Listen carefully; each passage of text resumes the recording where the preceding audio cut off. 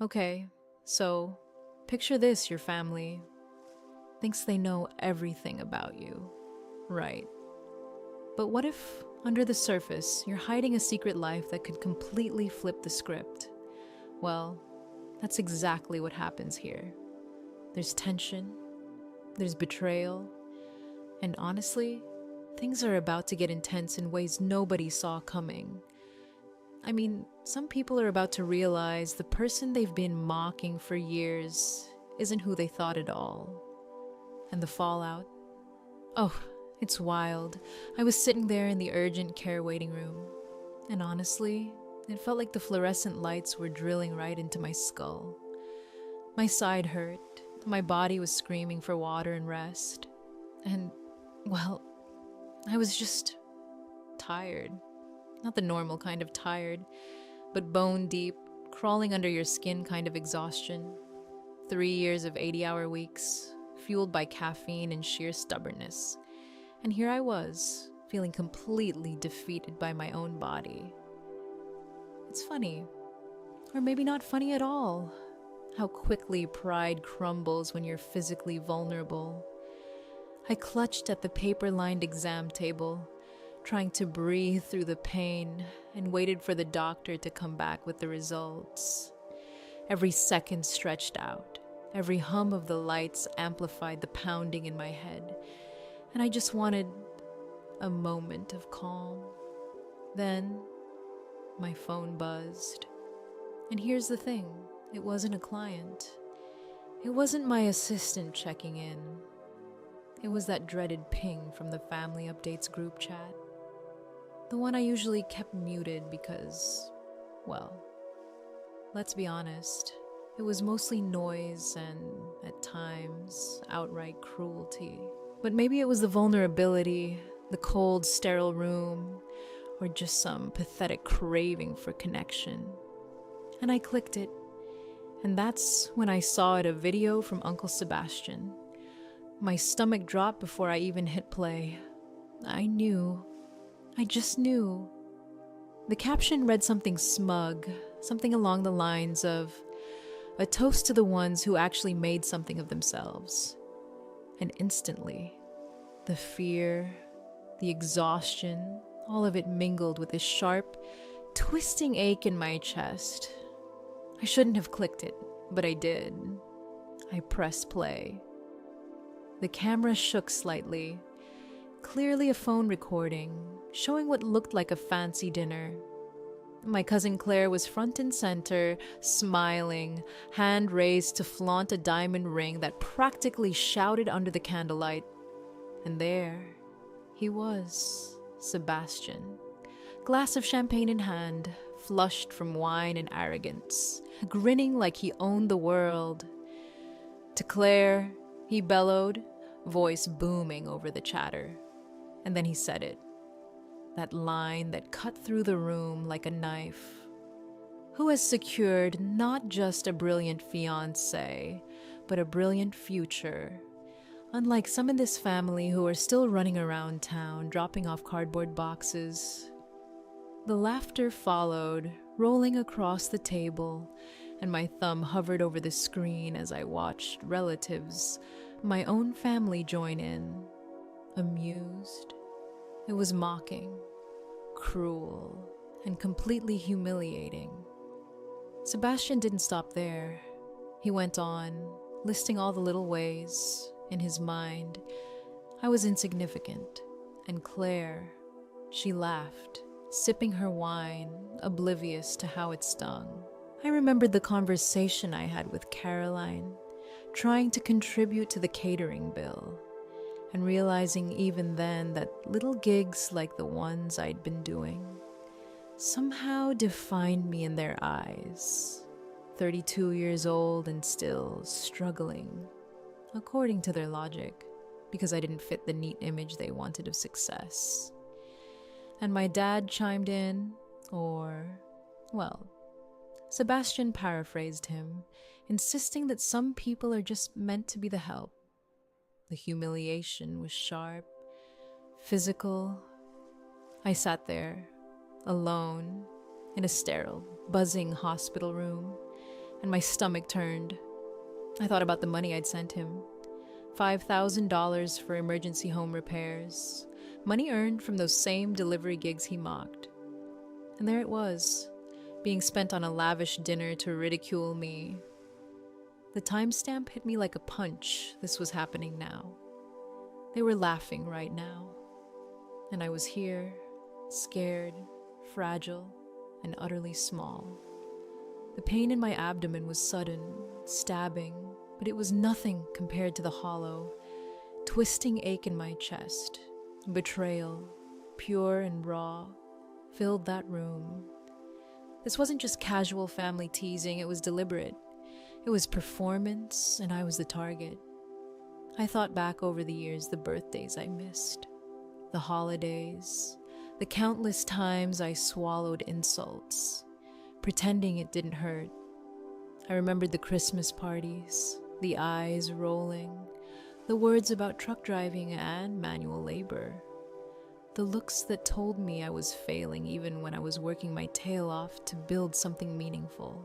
And yet, here it was again, reinforced in high definition, with the soundtrack of champagne glasses clinking and laughter echoing over my phone. I felt exposed, stripped bare of dignity and any illusion of familial care. And you know, there's this weird thing that happens when you're both physically and emotionally depleted. It's like your mind opens up to every memory, every past slight. Every time you tried and were ignored. I remember the early mornings loading pallets, the evenings spent crunching numbers alone in a tiny office, the moments when I wondered if anyone would ever see what I was building. And then, watching that video, realizing that all those sacrifices were invisible to them. Or worse, they were ammunition for mockery. There was a strange, sinking mix of disbelief and rage.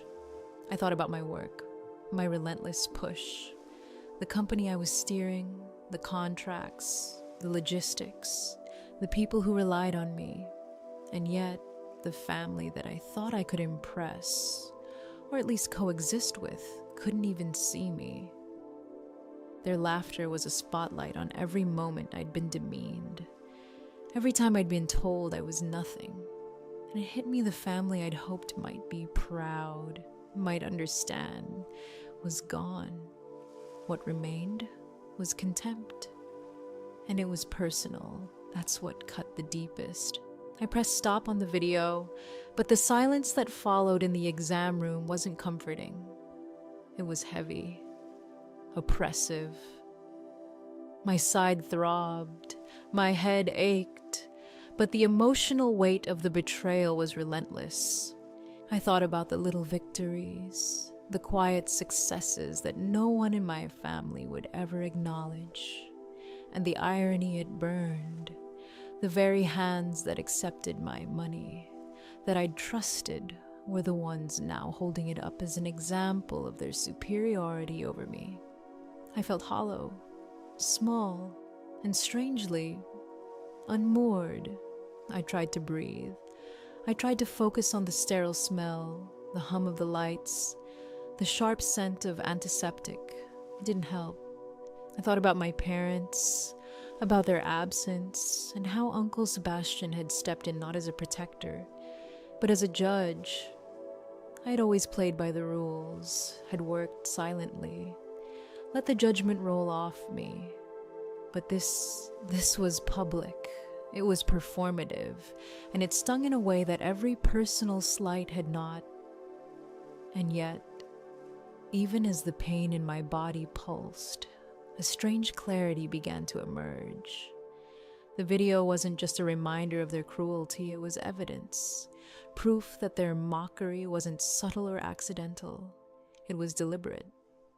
The shame they tried to impose, the false narrative they'd constructed, all laid bare. And for the first time in years, I felt the cold spark of something other than hurt.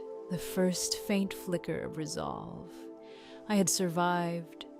I had built. And even if they didn't see it, the truth was undeniable. I pressed the phone down, feeling the tension in my shoulders, and let that moment of betrayal transform into a quiet, simmering awareness that things would change. Maybe not yet, maybe not immediately, but they would. You know, it's kind of wild when you step back and think about what you've built, especially when no one else even has a clue.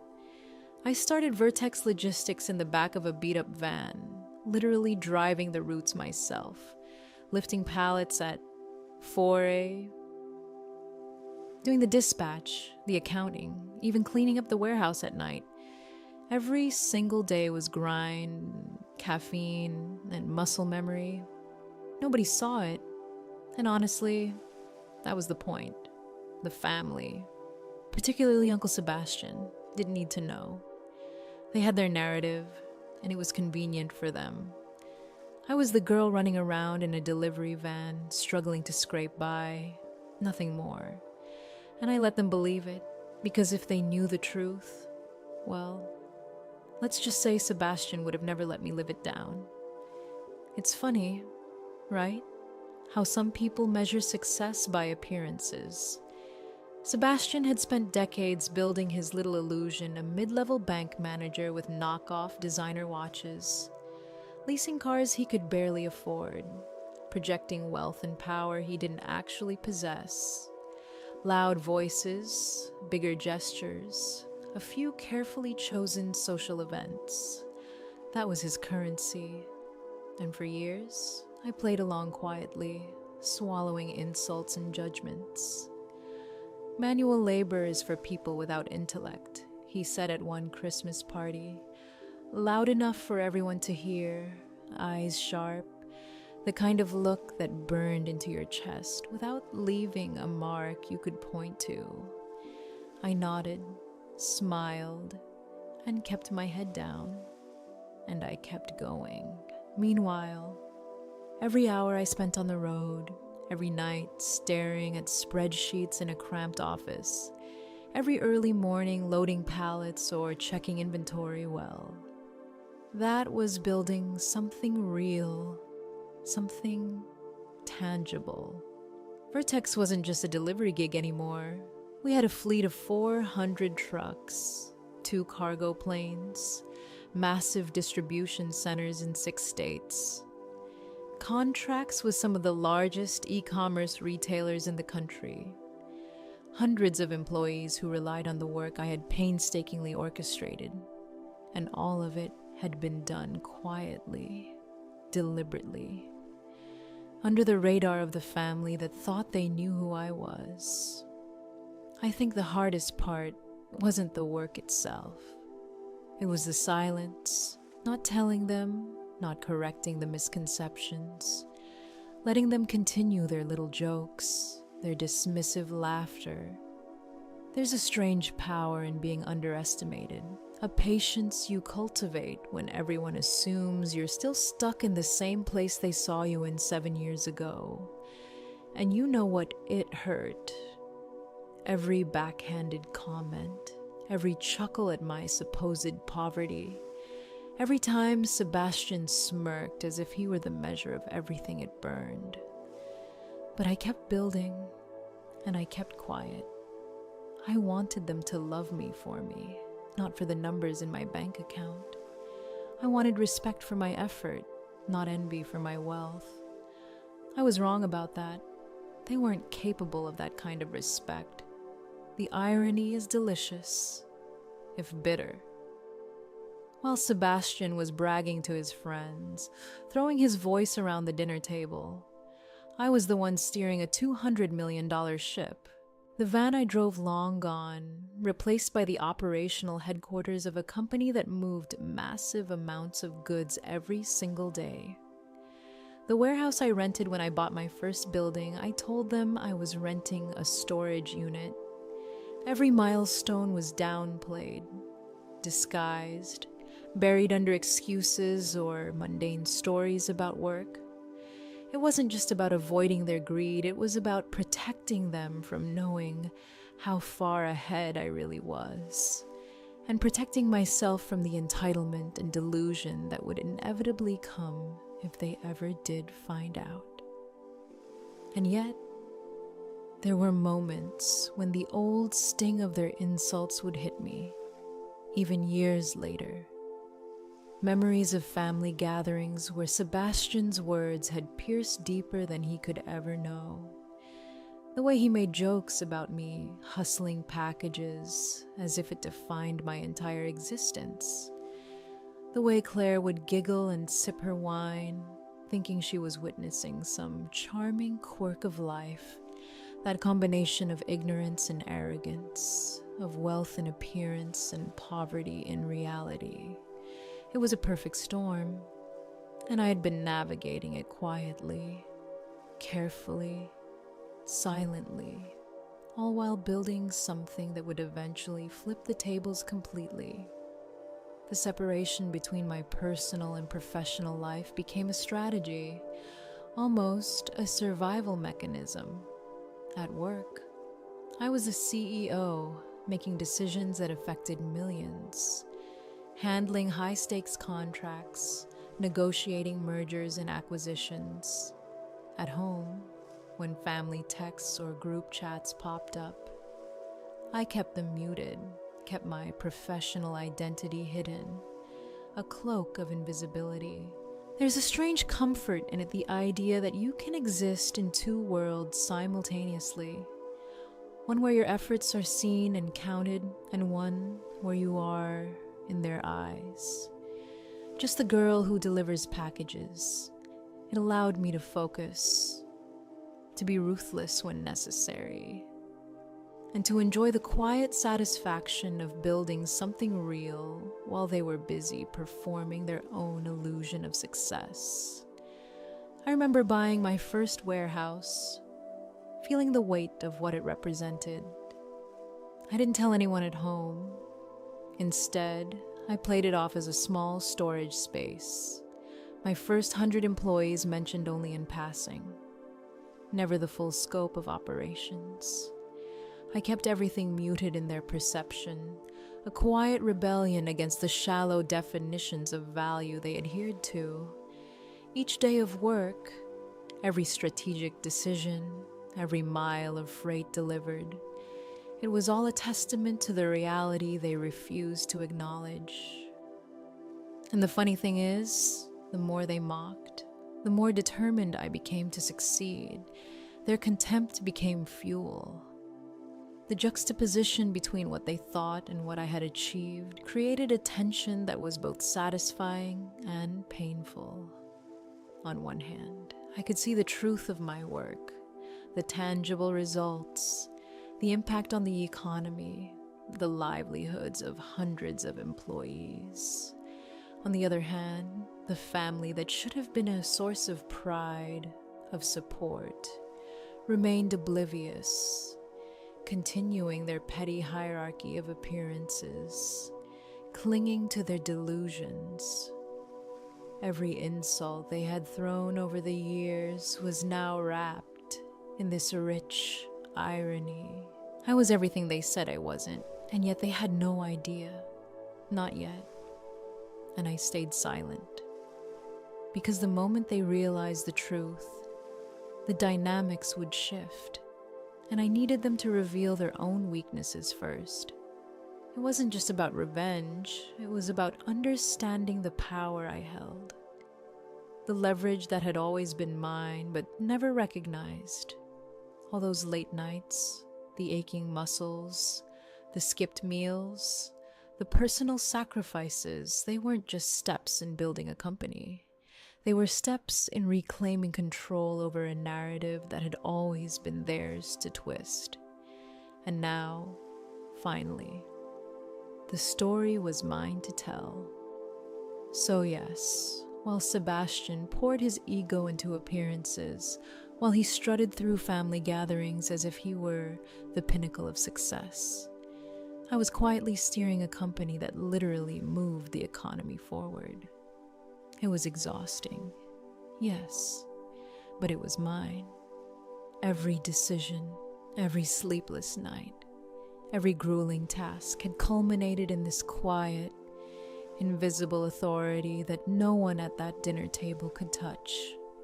And the truth of it, I didn't need them to acknowledge it. Not yet. The irony of their assumptions, their mockery, only sweetened the satisfaction I felt deep down.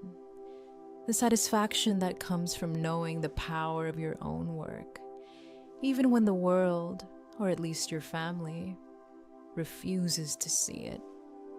After sitting with that video for what felt like hours, I knew I couldn't just sit there and stew. There was a thread to pull, a way to turn the situation into something controlled. Something that wasn't just about hurt anymore. I started with Jason, Claire's fiancé. His name had popped up in casual mentions from Sebastian, always tied to vague boasts about connections and opportunities. I didn't know much, but what I did know was enough to make me curious. I called Mark, my assistant, and asked for everything he could dig up on Jason Miller. At first, he sounded confused. Why, he's just the fiancé. Right, I let it slide. Trust me, I said, voice tight but calm. Just get the info. Within minutes. He started pulling files, corporate records, social media, everything that might hint at his professional life. I watched the screen, leaning back in my chair, as the pieces started to assemble. This wasn't some random lawyer or junior associate. Jason Miller was a senior partner at Miller & Associates, specializing in corporate mergers and acquisitions. My pulse quickened. I'd worked with his firm before, on the Vertex acquisition deals, but I hadn't realized he was directly involved. The connection was electric, immediate. It hit me in a way that made the hollow ache from the hospital fade just a little. The very man Sebastian thought he'd secured as a golden ticket to wealth and influence wasn't just anyone. He was working for me, my legal team.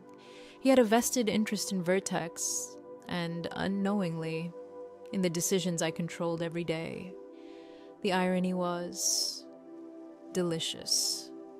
All those years of mockery, all the assumptions, all the condescension, they were baseless.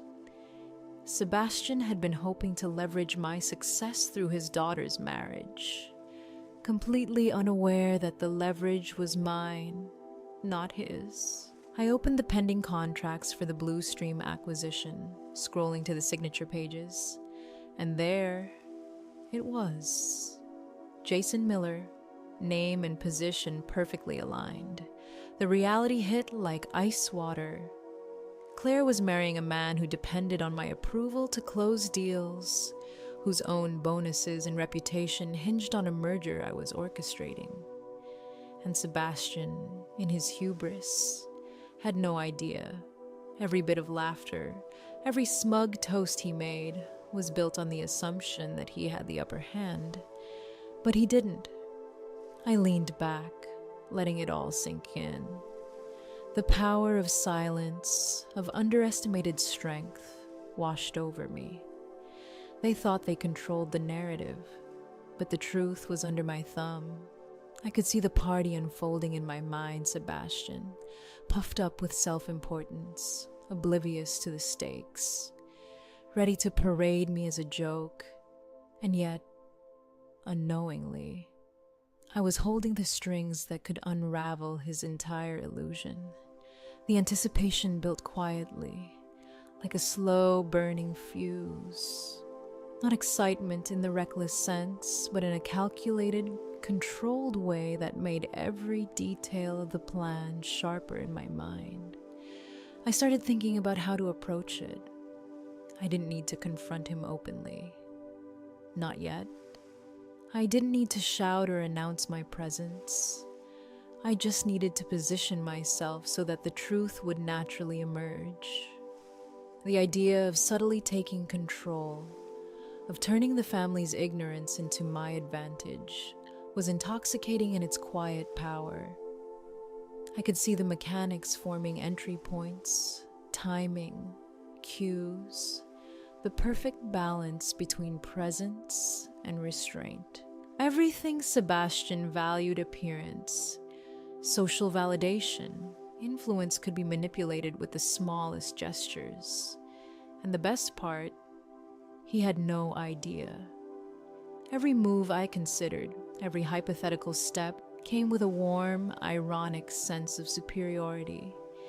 He thought he was securing status, but in reality, he was about to walk straight into a situation where the upper hand wasn't just mine, it was undeniable. That quiet, simmering thrill of knowing exactly how events would unfold while they remained blind was almost soothing. I had the leverage, I had the plan, and the family. All of them were about to learn just how wrong their assumptions had been. Saturday evening hit with this thick, humid weight that clung to the city like a second skin. And I was standing in front of my full-length mirror, smoothing the fabric of the midnight blue dress I'd chosen. Structured, sharp, almost architectural. It wasn't just a dress. It was a statement for the first time in years. I wasn't dressing to blend in, to be the quiet, unassuming relative. I was dressing as the CEO of Vertex Logistics, someone who knew exactly how much power she held, even if no one else did. The platinum necklace around my throat caught the light just right, subtle but unmistakable. A small nod to myself, a reminder that I wasn't just walking into a party. I was asserting presence. I slipped into my heels, feeling the click of each step on the hardwood floor, a sound that made me aware of my posture, my rhythm, the controlled confidence that I wanted to carry with me. My phone buzzed on the vanity. Mark, professional, clipped, informing me of Sebastian's financial details and the connections he thought he had lined up. I let it wash over me, internalizing the leverage I now held. He didn't know the truth. None of them did. And the thought settled over me like a cool wave. Walking out of my apartment, I climbed into my modest 4-year-old sedan, purposefully unremarkable. Yet tonight, it was my armor. I wasn't there to impress with material flash. The dress spoke louder than any car ever could. Pulling up to the country club, marble columns rising like silent sentinels against the dusky sky. I felt a quiet thrill. The valet saw the Honda, barely glanced at it, and muttered, "Delivery entrance around the back, miss." I rolled down the window, letting the cold air blast against the humid night, and dropped a crisp $100 bill onto his palm. Instantly, his posture changed, eyes widening, recognition of value hitting him like a switch. "Yes, ma'am, right away," he said, almost reverently. Small gestures, but they mattered. Money was power, perception was power. And tonight, every detail counted. Walking up the grand staircase, heels clicking sharply against the stone, I felt the rhythm in my chest match the cadence of my steps. Each echo a heartbeat, a reminder that I was in control of my presence, my energy, my narrative. The double doors swung open, spilling golden light and the soft hum of a string quartet onto the patio. I paused, taking it in, letting my eyes adjust and scanning the scene before me. There he was, Sebastian holding court near the bar, chest puffed out, grin set perfectly for an audience, completely oblivious to the storm that was about to pass through his carefully curated bubble. Claire was there, beaming, showing off her ring to a group that was pretending to be fascinated. And the rest of the guests, polished, well-dressed, sipping champagne, caught in Sebastian's performance. I let myself observe quietly, a predator in plain sight, noting gestures, expressions, and tiny tells. The way Sebastian's eyes flicked toward me occasionally, trying to gauge my reaction, unaware of the full story. How the room tilted toward him, absorbing his words, assuming he held all the cards. The irony was thick, almost sweet. He thought he was setting the tone. He thought he was the center. In reality, he was the unwitting prop in my story. And every small action of mine, from the dress to the measured stride, to the calculated glance, I could feel it, shifting the energy subtly. I moved into the room with deliberate calm, sipping sparkling water as I positioned myself near a pillar, letting Sebastian gather his audience, all the while holding the quiet tension. The anticipation was palpable, not frantic, but simmering, like the moment just before a storm breaks. Every flicker of a smile on his face, every laugh he drew from the crowd, it only heightened the suspense. Tonight, I wasn't just a guest. I was a presence, a variable he hadn't accounted for. And for the first time in a long time, I felt the full weight of the control I carried, quietly but unmistakably, ready to be exercised. The party was in full swing, and Sebastian was in his element, center stage, glass in hand, voice booming, and ego practically radiating from him. He spotted me immediately, or at least I like to think he did.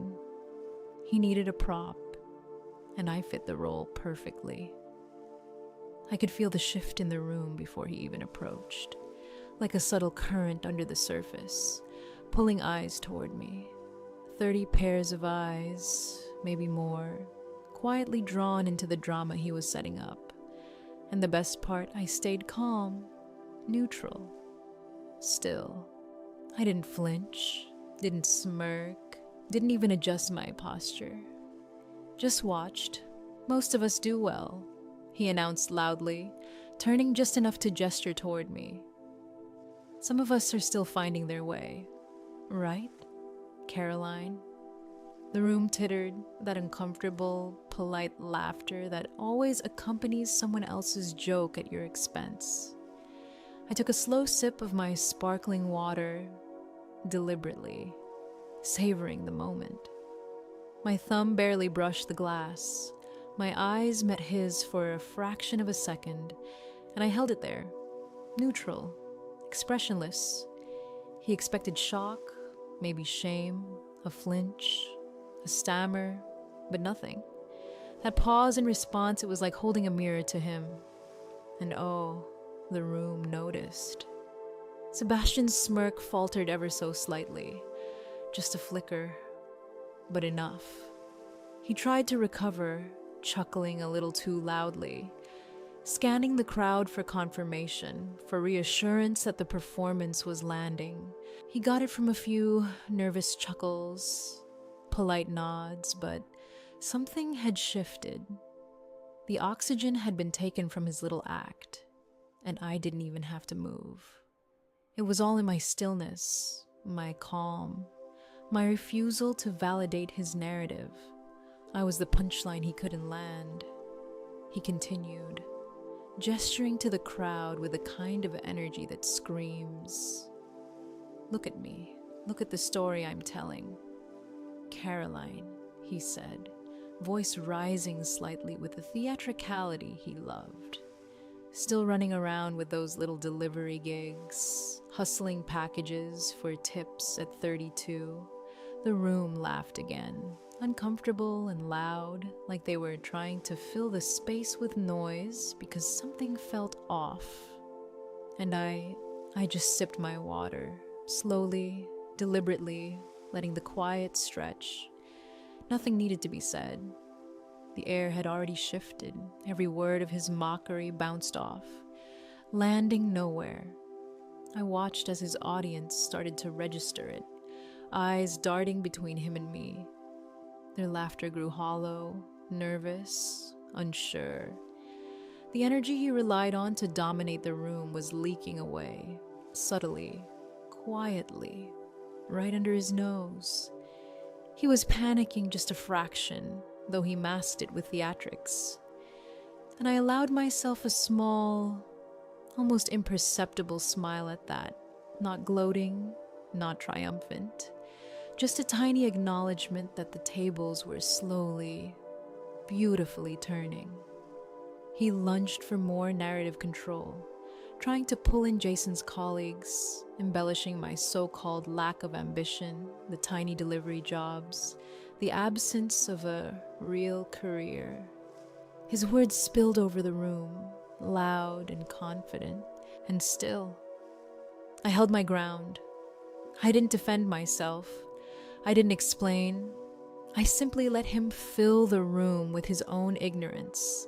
My calmness, my neutrality made him look shrill, desperate, and the room picked up on it. Subtle glances exchanged among the guests betrayed their growing discomfort. Some of them shifted, glanced at their phones. Others whispered, the laugh lines fading. He doubled down, puffing his chest, trying to recover control, using my perceived insignificance to elevate himself. And here's the thing, I let him talk. Every boast, every sneer, every over-enunciated insult only highlighted how absurd his performance was. My silence became a weapon. The more he tried, the less effective he became. His energy, his carefully constructed bravado, it was collapsing in real time. I was like a shadow in the room, present, visible, yet untouchable, no reaction, no engagement, just observation and strategic calm. It was almost funny. If I could laugh at the moment without giving him the satisfaction. He was the Pied Piper of the party. But the tune had shifted and the rats, the audience, were beginning to sense something off. Guests were caught in a strange, liminal space, expected to laugh, expected to participate, but increasingly aware of the dissonance. The tension was electric. The satisfaction came quietly, almost imperceptibly, from watching the unraveling without needing to nudge it along overtly. Then, a small thing happened. Sebastian gestured toward me again, searching for a laugh, a flicker of reaction to buoy his ego. Nothing, just a poised sip of water, eyes locked on him briefly, steady, unreadable. He sputtered, tried a forced joke, faltered mid-word, scanning for rescue from the crowd, but the spell was broken. He didn't realize it yet, but the audience had shifted allegiance, unconsciously. The attention subtly gravitated away from his performance, toward the quiet, composed figure that refused to validate his mockery. I let the room breathe in that moment, and I could feel Sebastian's frustration. He wanted chaos, a reaction, anything to prove his narrative. But he got calm indifference instead, and that, in itself, was devastating for him. It wasn't loud, it wasn't explosive, it was quiet, surgical even. The punchline he built his entire persona on the joke he told to assert superiority fell flat. The room felt it, the guests felt it, and Sebastian felt it. And me, I was standing there, completely collected, savoring the slow, inevitable collapse, knowing I didn't even have to speak to assert my presence. The tables were turning, and it felt exquisite, understated, and mine. The room was buzzing, low conversations punctuated by the clinking of crystal glasses. Sebastian holding court as if he were the sun around which everyone else orbited. He was basking in it, utterly convinced that he was in control, that he had orchestrated the perfect evening where I would be the laughingstock, a prop in his self-aggrandizing performance.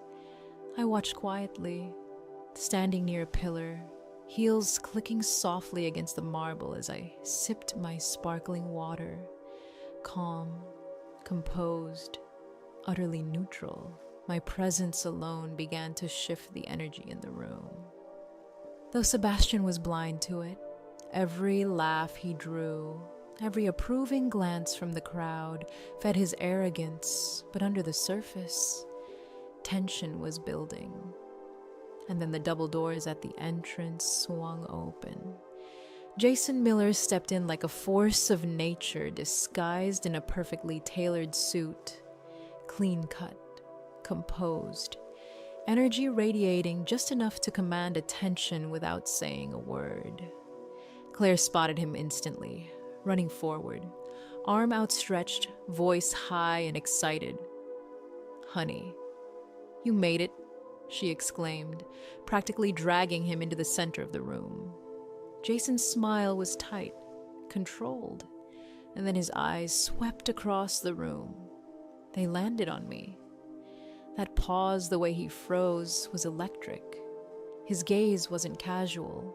It was recognition, a sudden realization that shifted everything he thought he knew about the people in the room. His expression went from polite acknowledgement to shock, disbelief, and then something close to fear, all in the span of a heartbeat, and the room felt it. The string quartet faltered mid-note. The conversations froze mid-sentence, and the murmurs of the guests died down as if the air itself had thickened. Sebastian, puffed up with misplaced confidence moments before, noticed the change immediately. He glanced toward Jason and then at me, a flicker of confusion crossing his face. He tried to mask it with a chuckle, a gesture, but the control he thought he had was slipping, dissolving like sand through fingers. Jason didn't approach Claire. He ignored her scripted enthusiasm entirely and focused on Sebastian. He guided him away from the center of the room, toward the kitchen doors, and I could see the tension radiating from Sebastian, whose bravado crumpled with every step. The audience leaned in, sensing a confrontation but not yet understanding the stakes. Claire's smile faltered, her eyes wide, voice caught somewhere between curiosity and fear. Whispers started to spread. Who was I? Why was Jason pulling Sebastian away? The energy in the room shifted from casual entertainment to suspense, charged and thick. Jason's voice was low, clipped, yet sharp enough to cut through the buzz. "Sebastian, we need to talk. Privately." Sebastian's confident mask faltered, eyes darting, lips opening and closing, trying to find some script that could salvage him. He was being led by the very person whose fate, unwittingly, was tied to mine. And in that moment, the irony wasn't lost on me. Sebastian had spent decades mocking, belittling, assuming superiority, and now he was at the mercy of someone whose professional standing was intertwined with the company I had built in silence. Claire remained in the center of the room, confusion etching her features. Her eyes flicked between the empty space where her father had been led and me. "Wait, what's happening, Dad?" she hissed, almost panicked. Guests murmured, shifting uneasily, glancing at one another, sensing the tension but unsure how to interpret it. The whispers grew louder, speculative questions floating across the room. Who is she? Is this some kind of family drama? Everyone was caught in the gravity of the unfolding moment.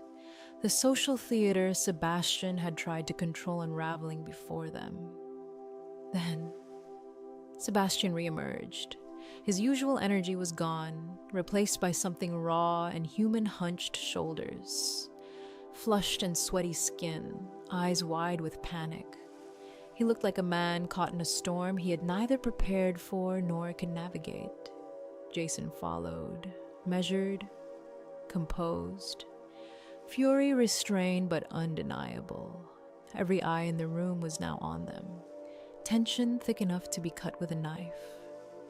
The performance Sebastian had curated for months, years even, was collapsing in real time. Jason's words landed like a hammer.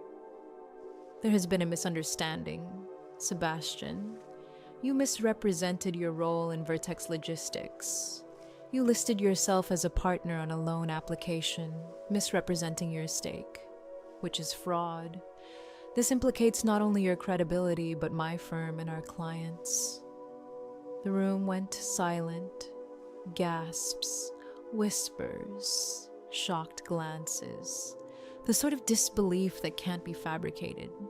Sebastian's jaw worked, his voice rising and cracking as he stammered out excuses, protests, anything to reclaim the narrative.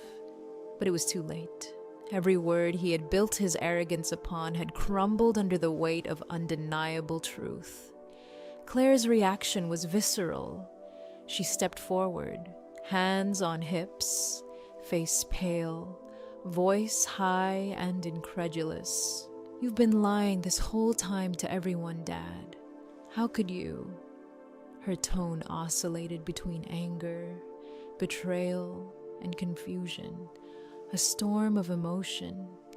Guests were leaning in, some whispering to each other, some craning their necks for a better view, all caught in the spectacle. The carefully curated social hierarchy Sebastian had maintained was collapsing under their eyes. And then the quiet came, the quiet I had cultivated with years of patience. The calm presence that contrasted so sharply with the chaos. I didn't gloat. I didn't have to. I simply stepped closer, letting my presence anchor the room. My voice was soft, deliberate, carrying only enough for Sebastian to hear. I didn't destroy you, Uncle Sebastian, I said, calm but firm. I just stopped paying for the costume you were wearing. The words landed, not as a shout, not as a jab, but with a gravity that pierced the facade. His face went from red to pale, disbelief mixing with a dawning realization. The room held its collective breath. Sensing the finality in my tone, Sebastian sank under the weight of the exposure, shoulders slumping, every ounce of ego stripped away. Jason's gaze was cold, calculating, precise, making it clear that Sebastian's deception had consequences.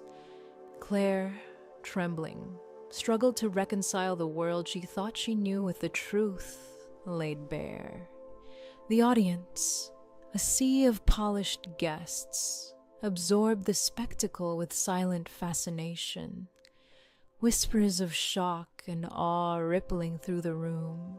And I stood there, calm, composed, the culmination of years of quiet work, patience, and careful observation coalescing into a single, undeniable moment of justice. Sebastian's plea was weak, desperate. Caroline, sweetie, you can fix this, right? Just sign something, and no one gets hurt. But the room understood. The control was gone. The years of mocking, the pride, the arrogance, it all crumbled under the light of truth. I didn't reply. I didn't need to. The closure was complete. Justice wasn't loud. It wasn't triumphant in the way the movies show it. It was precise, cold, inevitable, and utterly satisfying. Claire finally collapsed onto a chair, sobbing, the weight of reality crashing down, while Sebastian remained standing, broken, diminished. His authority evaporated. The crowd didn't laugh, didn't clap, didn't intervene. They simply watched, witnessed the dismantling of a carefully constructed illusion. And me, I felt light. Not victorious, not gloating, just light. Years of effort, of endurance, of silence and calculation had led to this moment. The balance had shifted, the truth had prevailed, and in that calm, controlled space, I finally allowed myself to breathe. Knowing that the long-sought closure was mine, the aftermath was surreal, in a way that only events this chaotic can be. By Monday, the engagement was officially off. Claire was reeling, of course, still convinced the world had somehow betrayed her, when in reality, the house of cards she had built on lies had simply collapsed under gravity. Jason Miller, quiet, precise, and respectful, handed over all the evidence to my legal team. His career was saved by the truth, and for once, the world made sense in a brutally honest way. The relief on his face was subtle but real, a quiet acknowledgement that honesty, no matter how inconvenient, had its rewards. Sebastian, on the other hand, faced a storm of consequences he had never imagined. Loan investigations, bank scrutiny, legal ramifications of misrepresenting himself, all of it came crashing down. The mansion, that symbol of his supposed success, was sold at a loss to cover debts and fines. He moved into a modest apartment not far from the first warehouse I had rented 10 years ago, an ironic little twist that felt poetic. The arrogance that had once seemed impenetrable was now just a memory, a cautionary tale about overestimating appearances and underestimating the people you mock. I returned to my routines at Vertex, but everything felt lighter.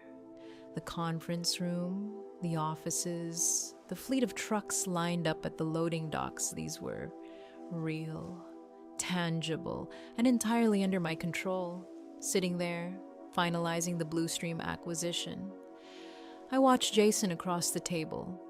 We didn't talk about the party, about Claire, about the family drama.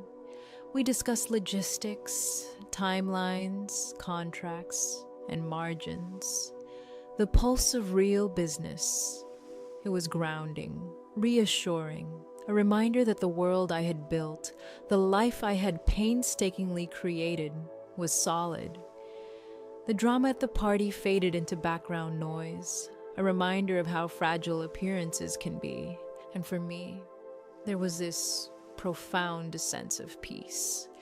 Years of maintaining boundaries, of enduring backhanded compliments, of silently building something significant while keeping the family's misconceptions alive, had culminated in a moment of perfect closure.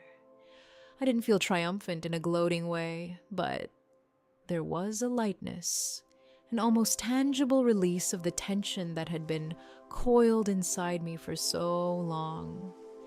The weight of needing their approval, of hoping they might one day respect hard work for its own sake, had lifted. I didn't need it anymore. The calm was exquisite, a soft exhale after years of holding my breath. I walked through the office corridors, greeted by the familiar hum of productivity, the subtle background chatter, the click of keyboards and phones, all the noises of a company moving forward. It was real, unpretentious, entirely authentic. I glanced at Mark, who handed me my morning coffee with a knowing smile, and for a moment shared a silent laugh. For the first time in a long time, the laughter didn't hurt. It was just light, human, ordinary, and it felt amazing. Even the calls from family were easier now. Aunt Linda, persistent but harmless in her own way, wanted to know if I was coming to Thanksgiving. I smiled, sipping my coffee, letting the hum of the office remind me that my priorities had shifted. "Tell her I'm busy," I said to Mark. "I've got some delivery gigs to run." He chuckled, and I did too. The humor rolling off effortlessly. There was a playfulness in that, a nod to my past life, a gentle acknowledgement that, while some things never change, perspective does. I could indulge a little irony without bitterness. That simple quip about delivery gigs my past, my humble beginnings.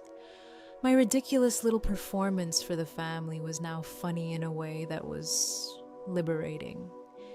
Sitting back in my office chair, looking out over the fleet of trucks, the warehouses, the operational heartbeat of Vertex, I reflected on the entire arc. Hard work, persistence, maintaining boundaries, and keeping the illusions intact until the moment they could be leveraged, and all of it had been worth it. There was a satisfaction in knowing that the world of real effort, of tangible results, always outlasts superficial performances. Sebastian's world had been one of appearances, and it crumbled under scrutiny. Mine was built from the ground up, steady, resilient, and entirely mine. And honestly, there was a little humor in it, too. The very people who thought they were superior, who mocked me, who measured value by trivial markers and status symbols, had no idea they had been dancing on the strings of my quiet, consistent power all along. It wasn't something I had to flaunt or announce. It was just fact. And letting them stumble over that truth, letting the consequences unfold naturally, was somehow deeply satisfying, without the need for gloating or cruelty. There's a calm joy in quiet mastery, in letting reality speak for itself. So I sat there, taking it all in the work, the calm, the small, human victories, the humor of life's little ironies, and for the first time in a long time, I felt truly light. Years of endurance, of silent labor, of patience and discretion had paid off not just in success but in perspective. The chaos of the family, the drama, the misunderstandings, they were now distant, almost quaint. My boundaries had been honored, my efforts recognized in the only way that mattered. And my own life, the one I had built brick by brick, was thriving. And in that moment, I laughed quietly, a soft, human sound that wasn't meant for anyone but me. The story of the family, the mockery, the dramatic downfall of a would-be patriarch. It was over.